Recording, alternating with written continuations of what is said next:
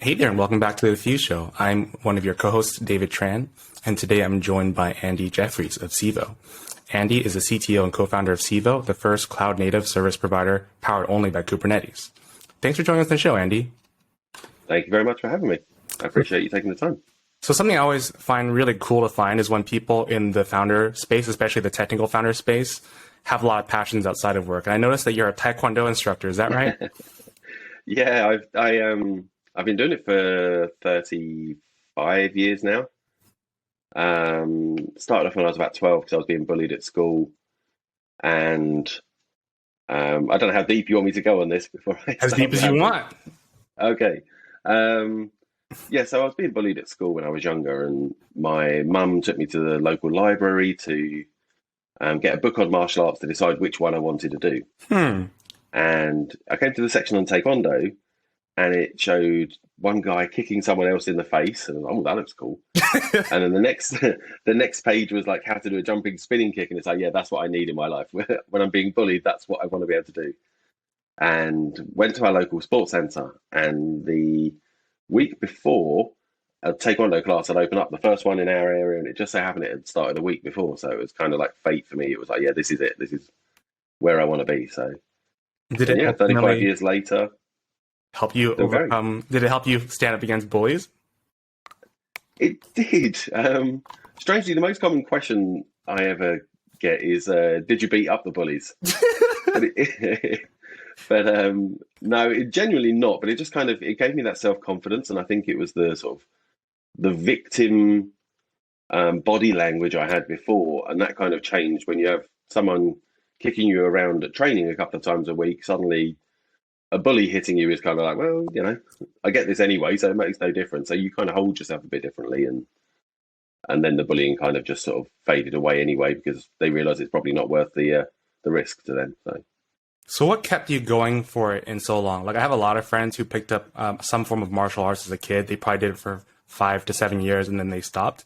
I've noticed, I guess you've gone on for a lot longer. Like what is the part that keeps you motivated to, I guess, further your pursuits in that manner? well, it really comes down to a sort of two prong reasoning. The first one is that it made such a fundamental difference in my life that I want to keep giving that back to others. So I teach a club now. Our club has a non-profit ethos. So any money, any profits the club makes goes back into training trips or equipment or social events for the members, things like that. So Hmm. I'm not doing it to earn any money. I've never taken a penny from Taekwondo, but I just want to kind of give back to the world through because of what Taekwondo gave me. The other aspect to it for me is that I find learning very important. So I have a constant philosophy with me and my team that every day you should be learning something. If you spend a day and you haven't learned something new, then that was kind of a waste. You haven't made yourself any better than you were the day before. So Taekwondo, luckily, even all the way up to the level I'm at now, which is a seventh degree black belt, always has something else to learn, and that kind of keeps driving me forward. There's always something new, something changing, some little detail that someone teaches you, and it's like, oh wow, I hadn't thought of that. Yeah, that's really good. So, Does that so learning also apply to like other areas of your life as well on top of the martial arts? definitely. So my background sort of for work is I'm a self-taught developer. I started learning to program when I was about 12, similar time actually, which is coincidental. Um, and we had a family friend that was a professional programmer. So I got a ZX Spectrum, and he's like, "Oh, let me show you how to write programs for it." And then we'd spend sort of a couple of evenings and a weekend day doing this. And it got time to pick subjects at school in kind of the equivalent of high school. And one of the options obviously was computing. But in my mind, it was like, no, that's fun. I don't want to spend school time doing that because then my fun thing becomes boring. So I avoided that and did chemistry and all the other sciencey stuff. And again, it seemed every time it came to, do you want to study this? Do you want to work with this? It was like, no, I don't want to do that. This is my fun thing. And I left school and became an industrial chemist for pharmaceutical companies. And after a few years, I realized that I'm good at this, but I don't actually enjoy what I do. It's very boring and it's not something that interests me at all. And one of my bosses at the time happened to be complaining about the fact that the pharmaceutical company's internal IT department didn't have the time they needed to write a database for our department. And I was like, well, I can do that. That's easy. And before we knew it, I wrote this database, and they're like, oh, can you write a database to do this? Yes. So then, I'm 10 databases in 10 various systems all talking to each other. And it's like, actually, I love my day job now. This is what I want to be doing with my life. So yeah, the self-learning, to bring it back to your question, the self-learning is definitely sort of important to me in all areas, because it's kind of driven my career up to this point in terms of both the technical side and my current side as a co-founder and CTO is I haven't got a formal management education background. I don't have an MBA or anything. So it's kind of learning on my feet, and every day is a self-improvement, self-learning journey for me. So what were you building at the age of 12 with technology? Well, on a spectrum, it wasn't much. It was That's fine. Yeah, just menu-driven games, that sort of thing. Okay. I did start to have a play with assembly, which was super hard in those days because there wasn't much documentation. It was kind of, here's the manual and it explains what all of the commands are and what they do, but not much in terms of this is how you chain them together to actually make software. So, but again, it was just kind of that thirst for knowledge. When I found out that I could use BASIC and write all of these things, that was great. And then it was like, oh, but there's this other thing. If you learn assembly, it's even faster and this is even better. So it's like, okay, now I'm going to learn that one then. So yeah, as soon as I find something I don't know, it's like, it'll irritate me until I start to learn it. So what was the order of the things that you learn on a technical spectrum from, call it like entry level programming basics into building a Kubernetes platform? That's quite a broad spectrum, and I imagine there's a lot of interesting milestones along the way. Yes. Okay. So my first professional jobs after writing databases for the pharmaceutical company back in, when will it have been, 1996, I was writing an event management system. So if you're having a big conference, registering people for the event, and that was my first experience with the World Wide Web. So it was Perl-based CGI script only. I think that was the only way we had in those days of most people writing web integrated platforms. So I did that for a few years. I then worked for a design agency. So that was very sort of varied work, by which point PHP had come around. Yes, I was using PHP to build different websites for different clients. And it was, agency work for me was very good because it was constantly different things for different customers. Nothing really went too deep. No customer ever wanted a massive platform. But it kind of gave you the opportunity to maybe sort of refine things. So, for example, in those days, it was very common to have your database access, parameter handling, everything all on a single page that you're loading. So one of the first things you started to then do was think, right, I want to write my own ORM, object relational mapping system. So you'd kind of write version 1 for one customer, and then you poured it across into the second one and go, well, it doesn't quite work, so now I'll tweak it.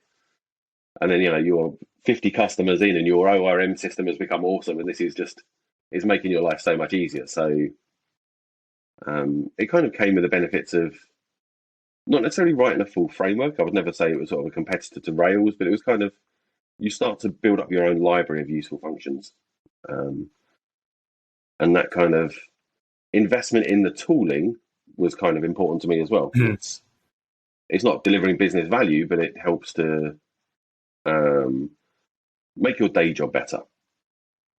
So after PHP, I then started getting into Ruby on Rails and worked for a publisher, IPC Media in the UK, that's got about 90 magazines to its name, and doing sports betting for the French National Lottery and the Israeli National Lottery. And these are all in Ruby on Rails. And that was kind of where developer happiness took a key part in my life. Coming from PHP, and I've done a bit of Java in the past, as much as I hate it, coming from PHP to Rails was like, this thing seems to be built around developer happiness. We don't want to spend our time repeating writing the same code over and over again. So having some best practices already baked in is really helpful. I moved over into Ruby on Rails, and that's what helped realize that developer happiness is really a key factor in enjoying a technology in a long career, because I know so many people who are using other technologies who have then gone on to other things because it was repetitive, boring, whereas Rails is kind of We'll do the easy bits for you, and we'll let you worry about the challenging bits, Yeah. your own business logic. And it was while I was doing that that my co-founder, Mark Boost, and I were talking, and he was saying, because at the time I was an IT contractor, so I don't know if you have that sort of market in the US. We have those social market. We have actually a pretty good number of contractors and agencies that like lend their like engineers to different firms. Yeah, exactly. So, but it was kind of like temporary work. You could leave at a week's notice and go on and do something else. So my co-founder was like, "What would you need in order to settle down permanently and join us full time?" And I said, "Well, it'd have to be something interesting. Um, you know, I can do work anywhere and I can earn well as an IT contractor. So to make me sort of settle down and commit to one place long term, it would have to be something interesting." And we started speaking about it, and it's like, okay, so let's set up a company that's just going to do something interesting.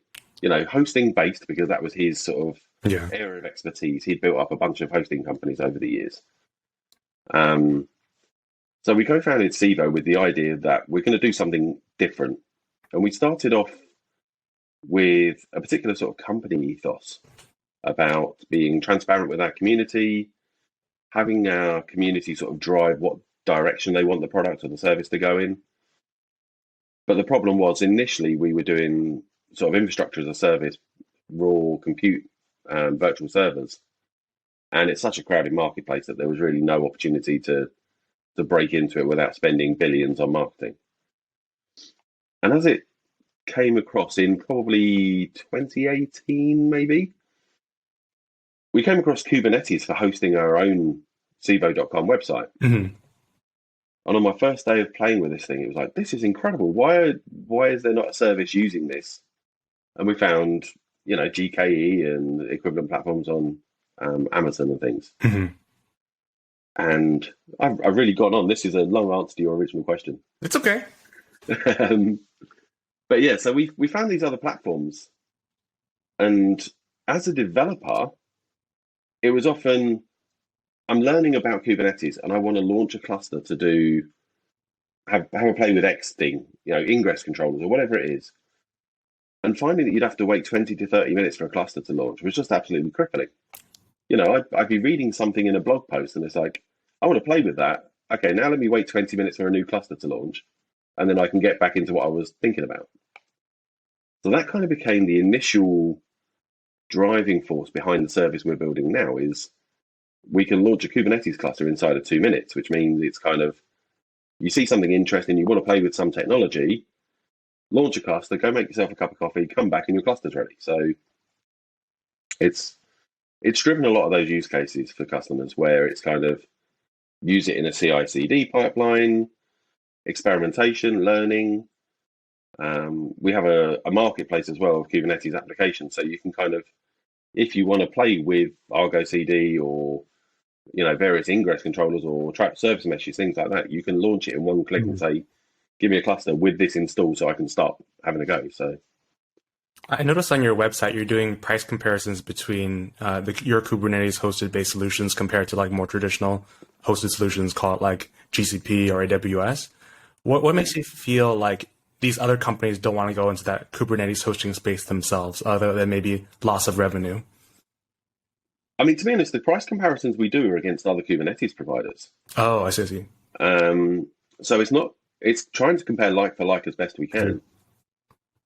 The problem we have as a user with other Kubernetes services is it feels like the pricing is either very complicated or comes with hidden things that you didn't know about. I see. So, for example, we also use Google Compute Platform for some services that we intentionally want off cluster. Yeah. And you can suddenly get a dramatic spike in your monthly bill through, some change. And it was like, I had no indication this was going to come. So that's why we're sort of, our pricing comparison page is kind of demonstrating that we keep things flat fee, we keep things transparent. Based on your usage, what your bill will be in a month. And, with sort of generous egress data output capacities that we allow, you don't get a big surprise. If you suddenly have a busy month, you're not suddenly going to get a bill that's 3 times the size of last month's. Even if you go above those allowances, it's likely to be a conversation with us that, you're going a bit far and above your things, but it's still not as a, potentially a startup using our service. Here's a whacking great bill you weren't expecting to have. So, What are some of the things that enabled you to offer the same solutions at a lower price and lower launching time? so what are the things that we do that allow that? Yeah. So, the use of K3s is definitely an important part of that. So, K3s is a fully CNCF certified compliant Kubernetes distribution. So, anything you could run on Google Kubernetes or Azure Kubernetes, you can run on K3s. It has slight differences in terms of how you install it, which means that we can launch much faster. And yeah, so that's sort of one aspect to it. That's the sort of the speed of launch and why we chose K3s. The other sort of benefit to us in being able to reduce the costs is that we use the Open Compute Platform hardware. So this is very dense compute capability that we've got, and we're working with a company in the UK that provides us these racks, fully equipped, fully set up. So we can go from delivery of the hardware into a data center to that region being up and running in probably about an hour, including time to plug in all the cables. So it's a great driver for us in terms of cost due to the density and speed of rollout. Going back a step in time, how did you go from having the idea to I'm ready to get started and I want to like leave these contracting roles and do something permanent and start Civo? Like, what was that transition like, either mentally or financially? I think mentally is probably the hardest challenge. Okay. Because as a contractor, you tend to, and maybe I'm speaking for people unfairly, but as a contractor, you tend to sort of feel you're a considered expert because you're being brought in at high money to help solve problems. But also with that, there's kind of a disconnect. So you'll advise the client, I think this is the best way of doing it for X, Y, Z reasons. And if they choose to say, no, we're going to go another way, as a contractor, your reaction is often, okay, I've given you the best advice I can. You don't want to take it, don't take it. Right.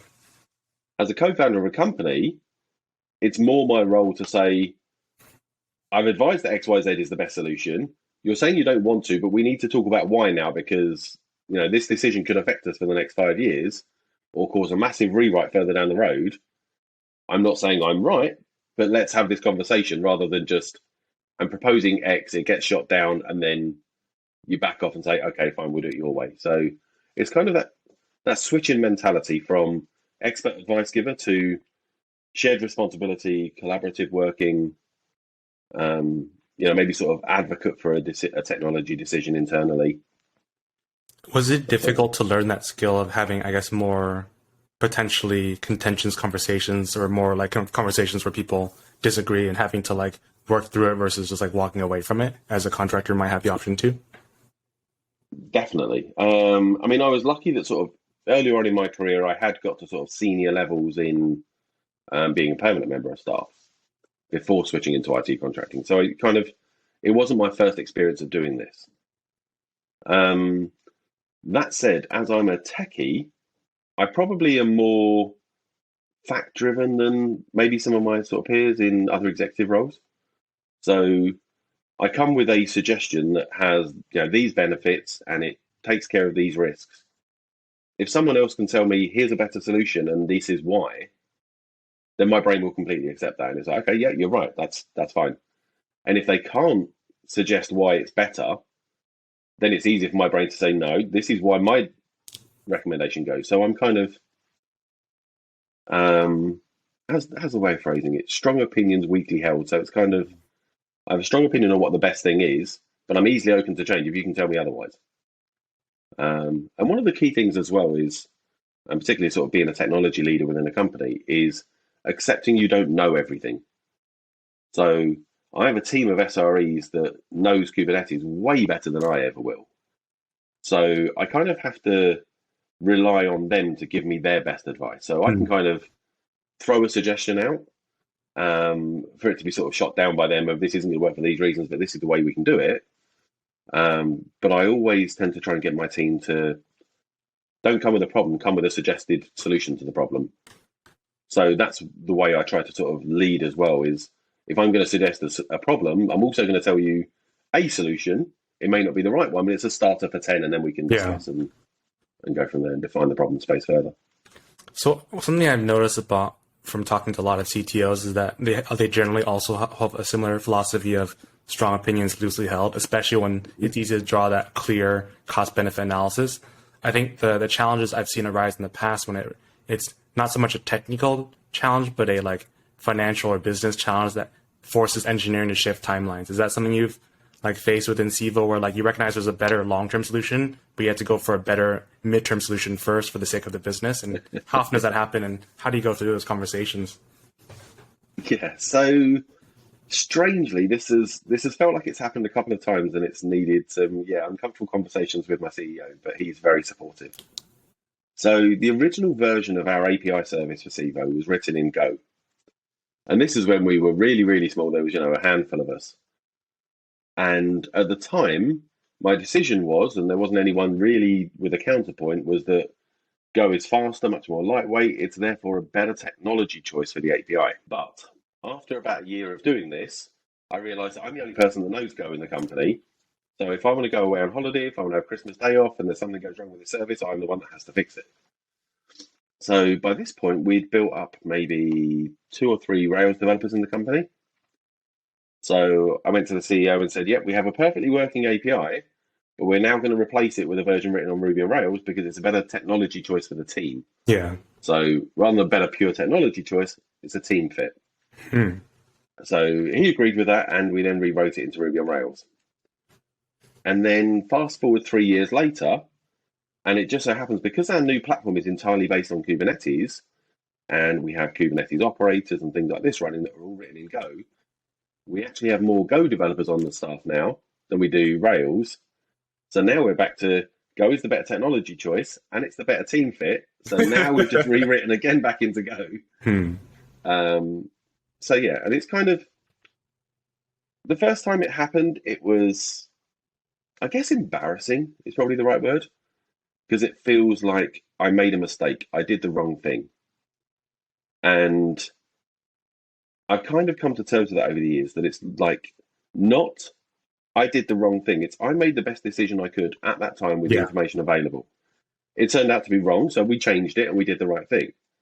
And then later on, it again wasn't the right thing at this time with the information available, so we changed it again, and there's nothing wrong with that. So you can't keep doing it. You can't keep spending cycles and cycles rewriting things. But yeah, it's kind of, it's okay to make a decision and run with it if it's the right thing at the time. But it's kind of, that can be a mental challenge, feeling like you did the wrong thing, you gave the wrong advice. But, if you look back on it with hindsight, would you do the same thing again in that situation? And the answer was yes, I would have done exactly the same thing. So, yeah, the decision stands. So, do you remember how much the infrastructure costs went down when you switched the API from Rails to Go? Is that something like a benefit you noticed? The answer to that is no, because we've been growing at the same time. So initially the switch from Go to Rails, we were growing, so it was kind of, we need more servers, and it was just kind of, it happens.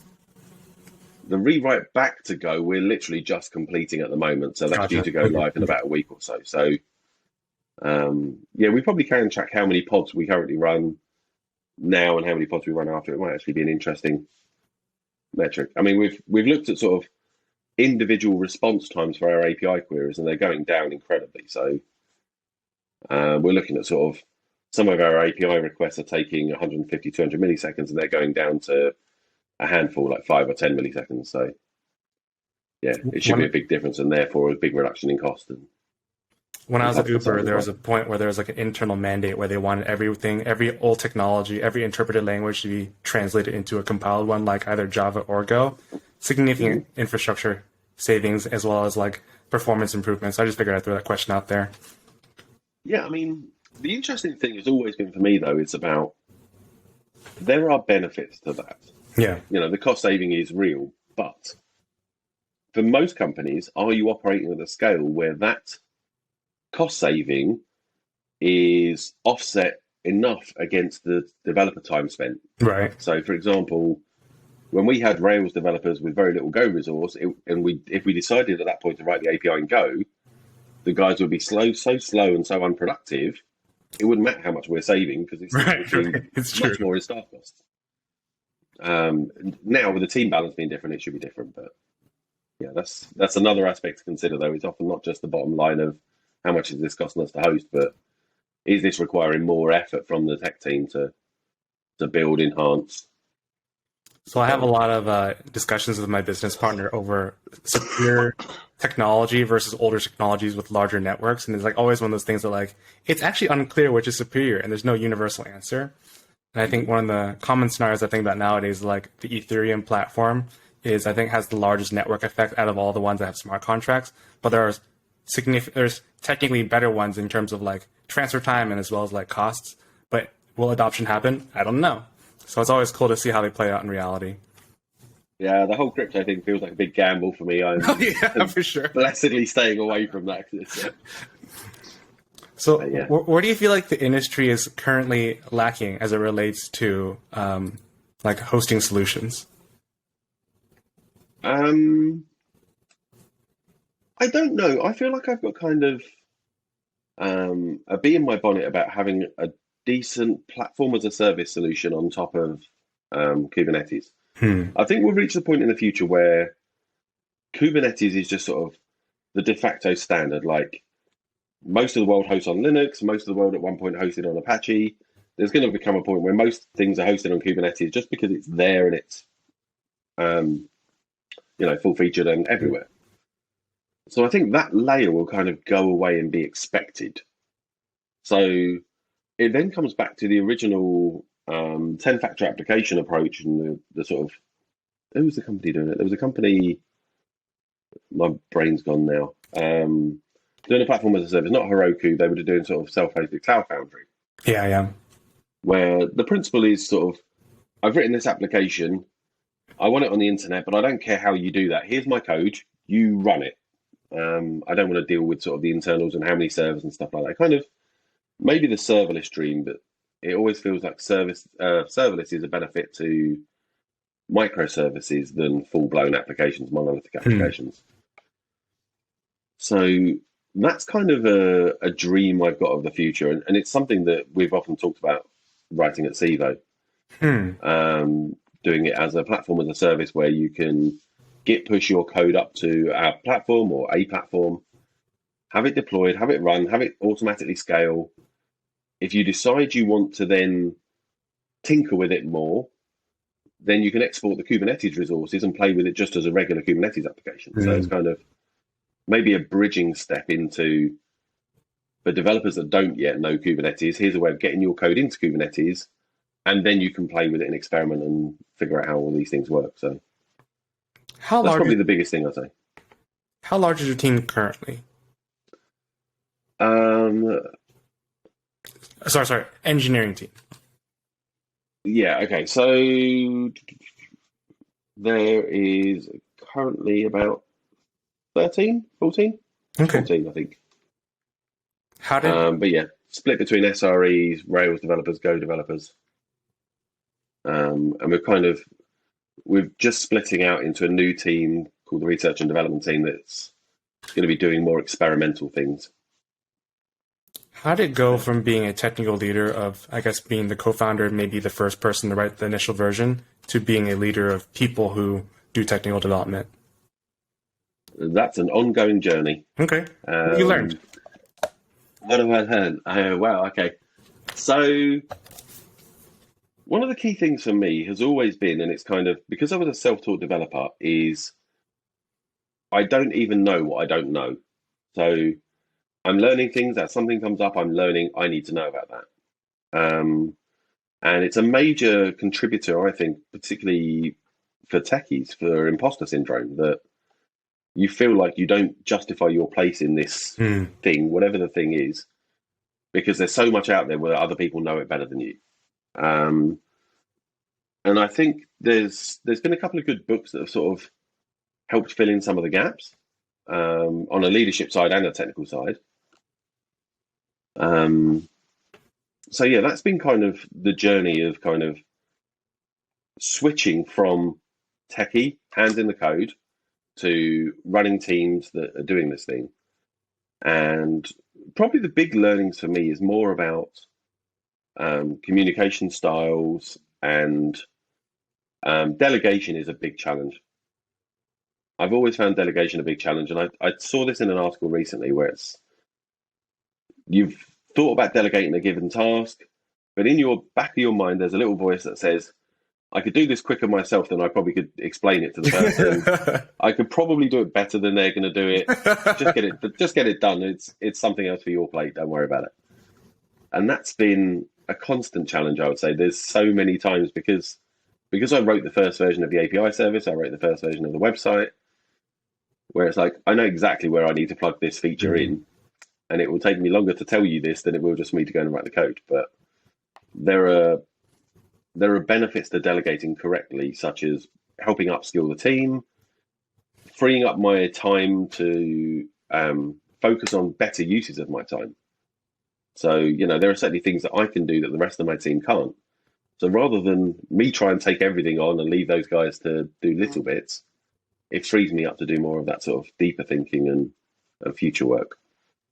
You mentioned books. What are some of your favorite books on both of the leadership as well as technical side of leadership? Okay. So leadership wise, I would probably say my two favorite books are The Personal MBA. I think it's by Joshua Kaufman, but I'm not 100% sure. And that's really good at sort of explaining. They went through all of the textbooks for a bunch of different MBA courses, distilled it down into forms that us mere mortals can understand, and kind of then bring you up to speed with the sort of level of knowledge you'd have from an MBA if you properly studied it. So at least at sort of a high level, you're aware of these things, and if you now want to delve in deeper, you can. Another good one that I've been reading recently is Surrounded by Idiots, and that's kind of really helped shape my viewpoint on both sort of self-analysis and acceptance of differences. So, are you aware of this book? I've not, but I really like the title. The title alone makes me want to read the book. Exactly. So, to sort of summarize the initial reasoning for the book is, it's an old guy who runs a company, and he's talking with a friend, and he said to his friend, I'm surrounded by idiots. Every time I ask them to do something, or every time they're telling me something, I'm like, why are you telling me this? This is basic, or, I've already told you how to do this. Why are you not doing it properly? I'm surrounded by idiots. I need to fire everyone and just hire new people. And his friend then said to him that it's like, there's four main colours of people. So sort of blue, yellow, green, red. And everyone will fit mostly into one of those colours. There may be a little bit of other colour influences. And sort of how one colour will speak to another colour will affect what results you get out of them. So kind of, if you're like, I'm a blue, which is a very sort of strongly analytical, fact-driven sort of approach. A lot of engineers probably are blues. Yeah, exactly. But if I'm speaking to my boss, who's more of a sort of red character, I need to approach things in a very different way to if I'm speaking to someone else who's a blue. So it's kind of learning how to communicate between people differently, depending on what they're like, as well as accepting, I am this way. I now know I am this way, and I'm okay with that. That's kind of the hard bit. It's not. I've just run this exercise actually today with a few of my teams. I've given them sets of words. Which ones do you most strongly identify with? And at the end of it, kind of come out with a rough colour for each person. And a couple of them of today have said, I'm a blue, I'm a green, whatever. Is this bad? And it's like, none of the colours are bad. This isn't about judging you. This is just about knowing who you are so that I can help you better. So it's kind of a very interesting book in that sort of sense. Was that a company-wide exercise? I'm doing it within my team only. Okay. So I've started this week going through all of my team and asking these word choices. And I'm quite sure they will come off the call thinking I'm crazy, but it's I guess I'll have to message you in the future to see how that plays out in the long term. But I really like the idea. And shoot, I'm already like 20 with the idea in my head. It's like, oh shoot, I should do that within my company and see how it plays out. Yeah. Yeah. I mean, the other thing as well that's helped a lot recently, and it kind of follows in the same vein, is I produced a personal user manual. So this is something a lot of business leaders sort of advocate is explain about your personality, what your personal values are, how you communicate best, things like this. And it kind of helps people to be able to work with you better. So, without naming any names, I was having a potential personal conflict with one of my team where he seemed to be taking things that I was saying much harsher than I was intending them. And he was saying this, and I'm like, I don't get it, because I wasn't being mean or nasty or anything. I was just, from my point of view, factual. Yeah. So because of my blue mindset, I'm just telling you the facts. I'm not sugarcoating it, but I'm also not having a go at you. This isn't anything personal to you. This is just the way I'm seeing the facts. So then I produced sort of a user manual for Andy Jeffries with sort of this explanation in it and sent it over to the whole team and said, you can all have a read or ignore it, do what you want, but it's kind of here if you want it. How long is it? And yeah, the user manual. Yeah. I've actually got it in front of me. It's 2 pages and a little bit. Okay. So yeah, trying to be fairly brief and quick and easy to read. Okay, that makes sense. Yeah, and the team member in question after sort of said, this is so helpful because now I see when you're saying these things, this is what you're doing, and it's not aimed at me. It's right. No, it wasn't. So so it was the idea was originally founded by a guy called Urs Holzer. URS is his first name, HOLZLE, and it's a personal user manual is what they refer to it as. But it's a very useful tool to sort of explain to your team, and if you can get your team to get on board with the idea and do it as well, is kind of understanding how everyone's different and what their values are. So as part of my self-introspection, I've realized that one of my key values is information. So, more money is always nice. I've already got a fairly high title. That doesn't really interest me any need further. I don't need my CEO to tell me I'm doing a good job. If I'm doing a bad job, he'll sack me. So kind of, I don't need the reassurance of, well done, you're doing the right thing. I'm okay with that. What I need is information. So if he's making a decision or having a thought process, tell me early in the process. If I hear from someone else that this thing's being discussed or happening, then it grates on my personality. I'm like, oh, why am I not being told about this? And then I feel excluded, and then it sort of causes more issues. So when I came to terms with this isn't a bad thing, this is just who you are and the way your brain works, communicating that with people is like, oh, okay, well, that's fine. So if I'm having any problem, I'll just tell you early. It's like, yeah, exactly. And then I feel valued and the relationship goes much smoother. So is there a template for this document, or is it something you have to compose in a very freeform manner? No, there's definitely sort of examples out there and some blog posts. I can send you some links after this, including show notes if you have show notes. Okay. Yeah, we're working on making our show notes a little more robust, so that'll be a nice start. Cool. Yeah, no problem. I'll do that. So how's your day-to-day different now than when you first started? What does it look like, and how is it different from, I guess, the earlier days in the company? So I guess the real difference is, we're growing at a big pace. So we started off with some servers in our offices. Actually has a proper data center on the ground floor, so owned by one of our sister companies. So we kind of have put servers into there, and this was our production rack. And we've now kind of grown to having racks in Frankfurt, Germany, New York, London, and we've got another one that was due this year, but due to the chip shortage, we're kind of, I think, running a little bit behind with that. So it's kind of gone from this server has gone down or this service has gone down, go downstairs and give it a kick. So now we've got teams constantly monitoring all different statistics from every region. Things have to kind of be more self-healing if there's a problem. So probably that's the biggest difference, that it's kind of, you have to try and keep your finger much more on the pulse when you're running things at larger and larger scales.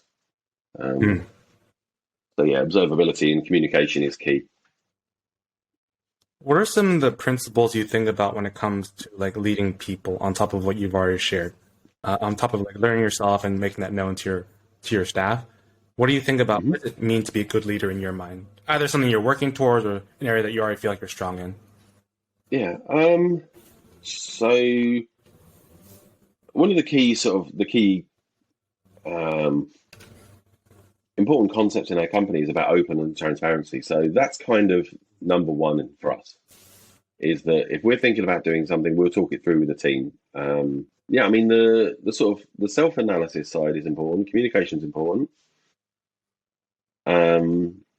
We make sure people know they're valued. So that's another aspect that's been key for us is that when we think someone's doing a good job, we'll proactively give them a pay rise. I've worked at so many companies in the past where it's you have to approach your boss. I think I've justified a pay rise. Well, budgets are tight, and the fight backwards and forwards. You've been there, I'm sure. It's like it's a negotiation over. I want more money, please. I'm doing a really good job, and it will cost you another $20,000 if I leave and you have to hire someone to replace me. But a lot of companies don't sort of see this side of it. So, it's not that we'll necessarily always bow down if someone says to us they want to rise, but we like to try and recognize people and say, you're doing a really good job. There's a little bit more cash in the budget at the moment. We want to just make sure you're well taken care of. So yeah, okay. But it's kind of also another key thing for us is about making sure we've got the right person in the right role.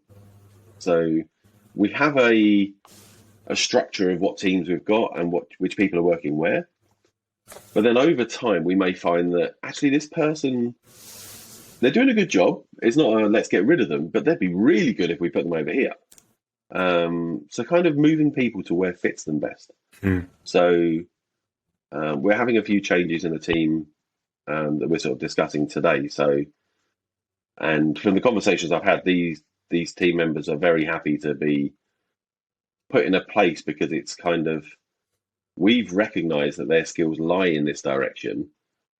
They've obviously been aware of this, but never thought I could join that team because I'm hired into this team. And it's like, no, for us, you'd be a better fit over there. So we'd get better work out of you. You'd be happier because you're doing the thing you want to do. So why would we keep you in a job you don't want to be doing as much as you'd like to do this one? So yeah, that's working well for us as well. So as you grow, go ahead. I didn't mean to interrupt. That's okay. So so the other thing is, as I said, self-learning is very important to us and continual improvement. So I'm doing a monthly coaching session with a group of other executives and a professional coach. So that's kind of helping each month to highlight things that I didn't know. So that's been a great process this year. And in fact, that book recommendation, Surrounded by Idiots, came from that group. So yeah, that's something else I would recommend. Find a group of like-minded individuals and people at the same level to kind of form a support network and help each other out. How'd you find that group? I was lucky. I was thinking I need to, the company's kind of grown and I've been through this. I'm going to have to digress a little bit to explain. So I've been through kind of the stages of the CTO that a lot of people go through, where you're startup CTO and you're literally just hands-on writing the code and it's a CTO title, not much else. Through the sort of startup phase where you're starting to get some of the team and you're trying to put in place things for them, but you're still majority hands-on. And I'm kind of now progressing into the scale-up CTO where it's much less hands-on and coding, more team management and future vision, things like that. So it's kind of that growth journey. And I spoke to my boss about a year ago, and it was like, I think I need some sort of help here. I don't know. I know where I'm at. I know where I need to be, but I don't know what I'm missing to get there. And it just so happened then I had a guy reach out to me on LinkedIn who runs a company doing this exact thing. And it was like, I had a conversation about this with my CEO 2 days ago. So you literally messaged me out of the blue at just the right time, and this is perfect. So I've also been looking recently. There's some sort of LinkedIn groups for CTO sort of peer group sort of thing. So LinkedIn is probably a good place to try and find a group of similar people. Okay. Do you use Twitter as much, or is it more of a LinkedIn thing? Um, I use Twitter, but I haven't managed to find, probably because they're only just launching the communities Hmm. thing. I haven't sort of found any decent way of networking with other CTOs and forming that connection, because it's kind of, it's all well and good knowing that I know this CTO in this other company, but do I know him well enough to just drop him a message saying, I'm having this weird problem that I'm not getting the best out of this Hmm. team.